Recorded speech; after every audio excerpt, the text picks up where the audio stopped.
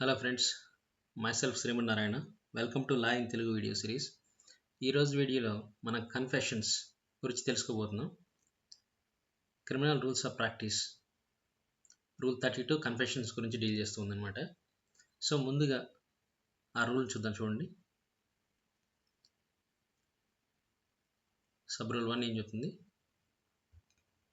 No confession shall be recorded unless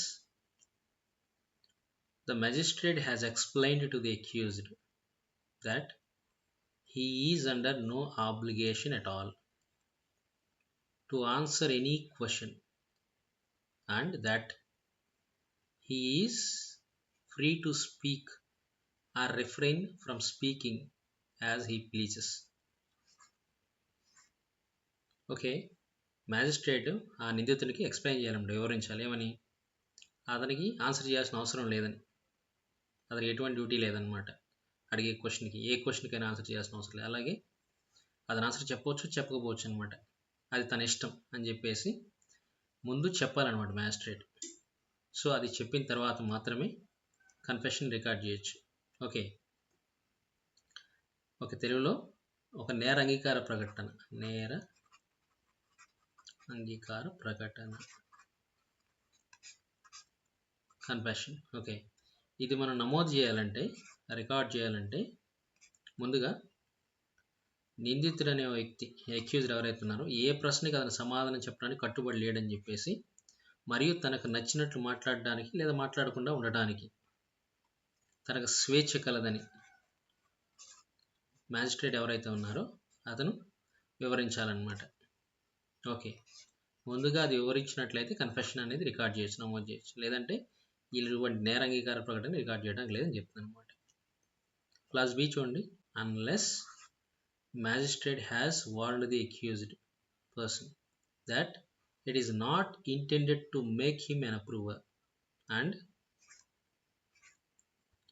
anything said by him will be taken down and thereafter be used against him.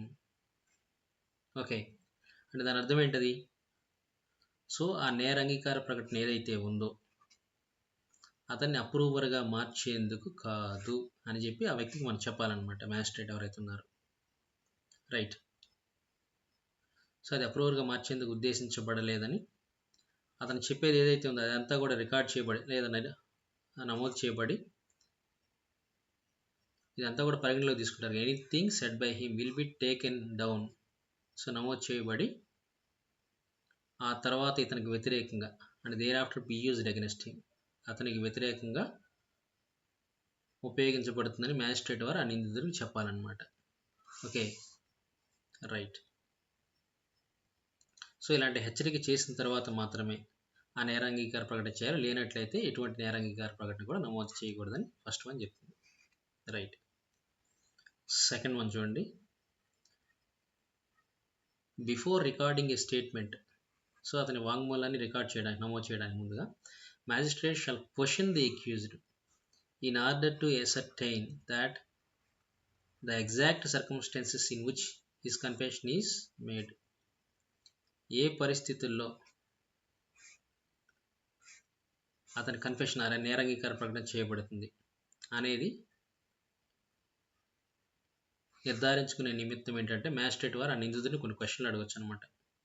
And the extent to which the police have relations or has relations with the accused before confession is made.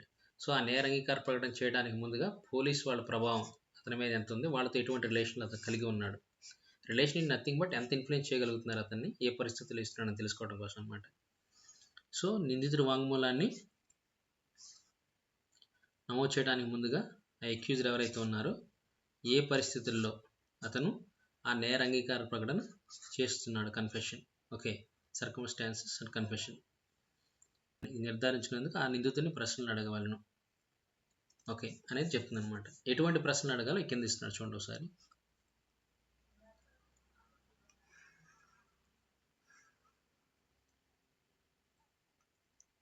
So అది నిర్ధారించుకోవడానికి ఈ ప్రశ్నలు ఉపయోగకరంగా ఉంటాయి అన్నమాట. Magistrate may usefully put the following questions to the accused. ఏం పెట్టవచ్చు? When did the police first question you, మొదటిసారి పోలీస్ వారు ఎప్పుడు నిన్ను విచారించారు అనే క్వశ్చన్ అడగవచ్చు.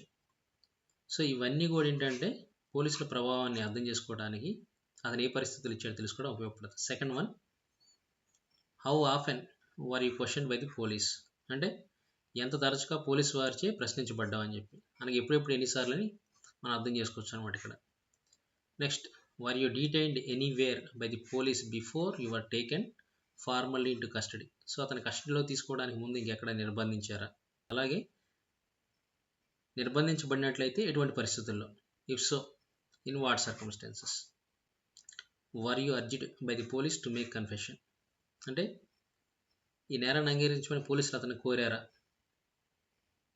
లేదా అతను అడిగారా అని చెప్పేసి. అలాగే have the statement you are going to make been induced by the ill treatment of police, ఎవరు కష్టలు అవుతున్నారు వాళ్ళు పెట్టిన టార్చర్ కారణంగా ఇతను ఇస్తున్నాడు అనేది. సో అందువల్ల ఈ హింస చేత ఇది ప్రేరేపించబడిందా ఈ కన్ఫెషన్ అనేది. అలా ఒకవేళ హింస చేస్తే ఎవరు చేశారు.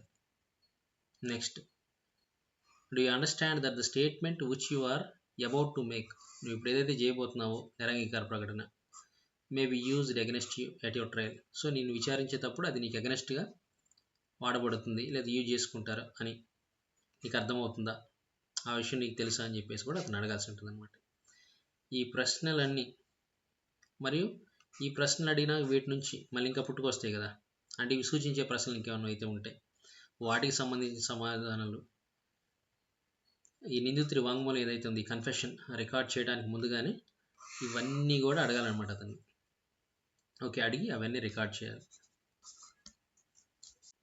రైట్, సో ఇక్కడ చూడండి, these questions and any other which may suggest themselves, అంటే ఈ క్వశ్చన్లు కానీ వీటి నుంచి పుట్టుకొచ్చేటువంటి ద ఆన్సర్స్ టు దెమ్, అలాగే వాటికి ఆన్సర్స్ సమాధానాలు shall be record by the magistrate before records the confession. Accused statement is nothing but here confession. ఆ కన్ఫెషన్ రికార్డ్ చేయడానికి ముందే ఆ ప్రశ్నల నుంచి పుట్టుకొచ్చే ప్రశ్నలు వాటి యొక్క సమాధానాలు ఇవన్నీ కూడా రికార్డ్ చేయాలన్నమాట ఈ కన్ఫెషన్ రికార్డ్ చేయడానికి ముందుగానే. And shall be appended to the memorandum prescribed by section 164 CrPC. Right, so ఈ మెమరాండం ఏంటి ఇక్కడ 164 సబ్సెక్షన్ 3 సిఆర్పిసి అంటే ఆ వ్యక్తికి ముందుగానే తను ఆన్సర్ చెప్పడానికి బద్దుడే లేడు, అలాగే తన ఆన్సర్స్ అన్నీ కూడా తనకి అగెనెస్ట్గా ట్రయల్ సమయంలో వినియోగించుకోబడతాయి అని చెప్పి హెచ్చరిక చేసినట్లుగా చేయబడి మెమరాండం ఏదైతుందో దానికి ఇవన్నీ కూడా అటాచ్ చేయాలన్నమాట, జతపరచాలి అదనంగా. ఓకే, ఇప్పుడు మనం ఏవైతే నమోదు చేస్తున్నామో ఈ రికార్డ్ అంతా కూడా ఆ మెమరాండానికి యాడ్ చేయమని చెప్తున్నాము సింపుల్గా ఈ సెక్షన్. అలాగే ఇప్పుడు ఇక్కడ చూడండి second part, the magistrate shall add to the memorandum A statement in his own hand writing the grounds on which he believes the confession is voluntary.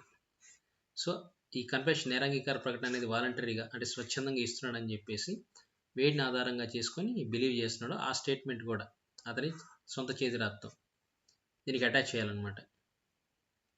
And అలాగే shall note the precautions which he took, ఏవైతే జాగ్రత్తలు తీసుకున్నాడు ఎందుకు, to remove the accused from the influence of పోలీసుల ప్రభావం నుంచి, అంటే వాళ్ళకి భయపడుతున్నా ఆ భయాన్ని తొలగించడం కోసం ఇలాంటివి ఏవైనా ఉంటే ఆ ప్రభావం నుంచి తను బయటికి తీసుకురావడానికి తీసుకునే జాగ్రత్తలు ఏవైతే ఉంటే వాటన్నిటిని కూడా అతను అందులో పొందుపరచాలన్నమాట ఆ రికార్డులో. And the time given to the accused for reflection, so అతనికి ఇచ్చుకున్న టైం అనమాట ఎన్నికి వాస్తవాన్ని గుర్తు తెచ్చుకునేందుకు లేదా అతను స్థిమితపడేందుకు వీళ్ళ ప్రభావం నుంచి బయటపడే అతనికి కొంత టైం ఇస్తారు కదా, అది ఆ టైం ఏదైతే ఉందో దాన్ని కూడా ఇవన్నీ కూడా ఈ విషయాలను పొందుపరచాలన్నమాట. పొందుపరచాలి అవన్నీ కూడా ఈ మెమరాండం ఏదైతే ఉందో 163 కింద నేను అతను హెచ్చరిక చేశాను ఆ మెమరాండానికి ఇవన్నీ జతపరచాలి. రైట్, ఇప్పుడైతే సెక్షన్ 183 బిఎన్ఎస్ఎస్ చూస్తే సరిపోతుంది. అవి నెక్స్ట్ ఏం చెప్తున్నా చూడండి, if the magistrate has any doubt whether the accused is going to speak voluntarily, so ఇతను స్వచ్ఛందంగా మాట్లాడుతున్నాడా లేదని చెప్పి ఈయనకి ఏమైనా అనుమానం వస్తే మ్యాజిస్ట్రేట్ వారికి ఆయనకి అనుమానం కలిగినట్లయితే ఇఫ్ హీ థింక్స్ ఫిట్ అది సరైందని అతను భావించినట్లయితే ఏం చేయొచ్చు, అతను remand him to sub jail before recording the statement, so ఆ వాంగ్మూలం తీసుకోవడానికి ముందుగా అతను పోలీసుల నుంచి తప్పించి సబ్ జైలుకి పంపించాలన్నమాట అతనికి. Okay. And ordinarily the accused shall be withdrawn from the custody of police for 24 hours before he statement is recorded. So ordinary అంటే సాధారణంగా కూడా ఏంటంటే అలాంటి స్టేట్మెంట్ ఏదైనా తీసుకునే ముందుగా కూడా పోలీసుల కస్టడీ నుంచి, ఆ నిర్బంధం నుంచి 24 hours ముందే, అంటే ఆ విట్నెస్ స్టేట్మెంట్ తీసుకోవడానికి ముందే, ఆ అక్యూజ్డ్ స్టేట్మెంట్ తీసుకోవడానికి ముందు అతన్ని పోలీసుల కస్టడీ నుంచి 24 గంటల ముందే తొలగిస్తారనమాట. రైట్. ఒకవేళ 24 hours పీరియడ్ ఏదైతే ఉందో ఆ పీరియడ్ సాధ్యం కానట్లయితే కనీసం అతనికి అట్లీస్ట్ కొన్ని గంటల సమయం, at least a few hours for reflection అనమాట. అతను స్థిమితపడేందుకు కొన్ని గంటల సమయాన్ని అతనికి ఇవ్వాల్సి ఉంటుంది. రైట్. సో అతను వాలంటరీగా ఇవ్వట్లేదని మ్యాజిస్ట్రేట్ కానీ డౌట్ వచ్చినట్లయితే సో అతన్ని ఒక 2 daysకో 1 dayకో రిమాండ్కి సబ్ జైలుకి పంపించాలి, పోలీసుల కస్టడీ నుంచి తొలగించేసి. ఓకే. సాధారణంగా అయితే 24 గంటల ముందుగానే, ఆ స్టేట్మెంట్ తీసుకోవడానికి 24 గంటల ముందుగానే పోలీసుల కస్టడీ నుంచి అతను తొలగిస్తారు. ఒకవేళ 24 hours పీరియడ్ మనం ఇవ్వలేకపోయినట్లయితే కనీసం అట్లీస్ట్ కొన్ని గంటల సమయం అయినా అతను స్థిమితపడడానికి ఇవ్వాలని చెప్పేసి ఈ ప్రావిజన్ చెప్తుంది అనమాట. రైట్. నెక్స్ట్ వన్ చూడండి, sub rule 4. The statement of the accused shall not be recorded.